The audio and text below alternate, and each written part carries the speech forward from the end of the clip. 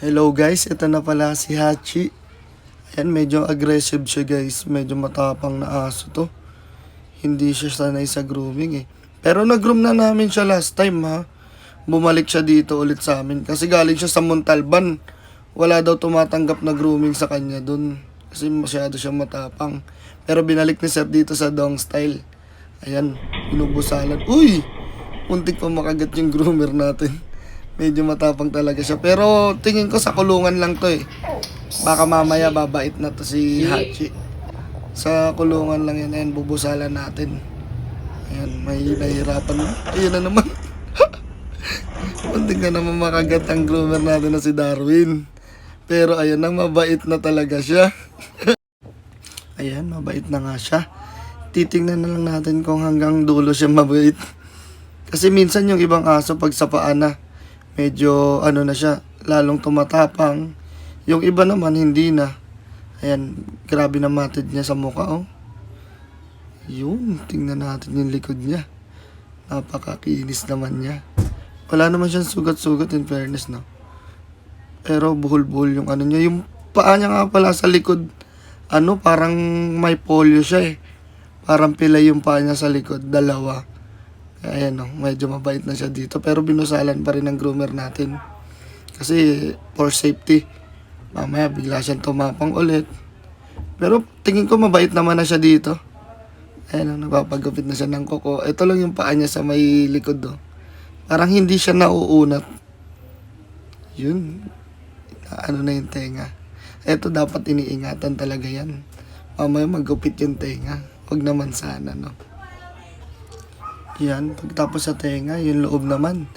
Ayan, nilalagyan natin ng ear powder para malambot siya mabunot yung mga buhok sa loob ng tenga. Kasi nakakakos siya ng pagbaho ng mga alaga nating aso. Yan, kaya dapat nalilinis yan. Yan, pwede naman yung bunutin kung sa inyo sa bahay nyo, kung kaya nyong gawin, ganun. Bunutin nyo lang ng kamay. Basta lalagyan nyo ng ear powder. Yan, sarap na nga ng ligo niya. Pagtapos niyang ligo, tinututbrush pa namin yan dito sa Dong Style guys ha. Tingnan nyo naman. Sarap na sarap si baby. Press ko mamaya yung pagkuha sa kanya ng amo niya. Yan, ayusin nyo lang pagkuskus. Pag kayo nagpapaligo guys, yung ilalim niya. Lalo na siya kasi medyo pilay siya. Lagi niya siguro nadadapaan yung wiwi niya. Yan. Ayan na yung toothbrush kasi medyo matapang siya kaya hindi masyadong toothbrush ng groomer natin. Baka makagat siya pero kayang-kaya ng groomer natin yan. Ayun na nga, binoblower na siya guys. Malapit na siya matapos. Inaantay ka na ng amo mo baby. Ayan, pagtapos i-blower guys, lilinisan ulit natin yung loob ng tenga niya. Yan, yung mga earwax. Tatanggalin natin yan. Ayun no, sarap na sarap siya. Grabe. Ayan. Ay, grabe ba? Yan, pagkatapos linisan ng tenga, lilinisin naman natin ng mga sobra-sobra niyang balahibo, guys. I-retouch natin siya. Para maganda siya pagkuha ni Sir. Napakapugi na naman ni baby na to.